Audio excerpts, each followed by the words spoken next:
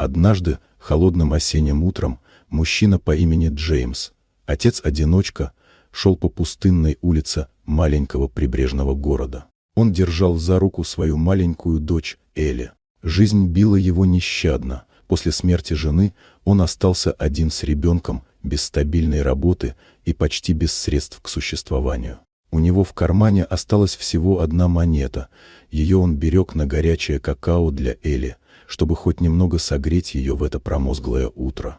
Проходя через парк, Джеймс заметил женщину, сидящую на скамейке. Она была без шляпы, дрожала от холода, одета в тонкое пальто. Ее взгляд был устремлен в никуда.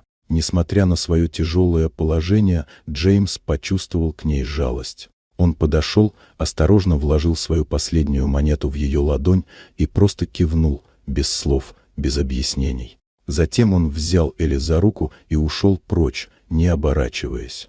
Прошло несколько дней. Джеймс пытался найти хоть какую-то подработку, мыл посуду в местной закусочной, иногда разносил газеты. Он не жаловался, ради Элли он был готов на все.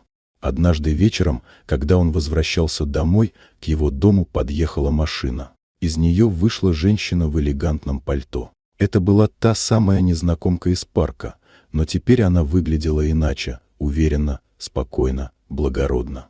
Она нашла его, чтобы поблагодарить. Оказалось, что в тот день она испытала личную трагедию и почти потеряла смысл жизни.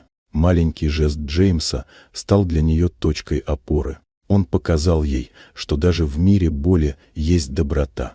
Женщину звали Кэтрин. Она была наследницей крупного семейного бизнеса, но в тот день сбежала от всего, от ожиданий, от денег, от боли. Встретив Джеймса, она поняла, что человеческая теплота дороже любого богатства. С тех пор она стала появляться чаще. Сначала просто приносила продукты, потом помогла устроить Элли в хорошую школу. Постепенно между Джеймсом и Кэтрин возникла особая связь. Это было не о богатстве или долге, это было о понимании и настоящей близости.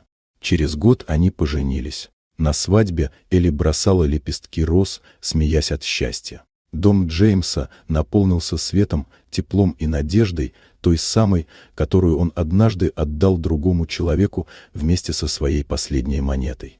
Вот такая удивительная история.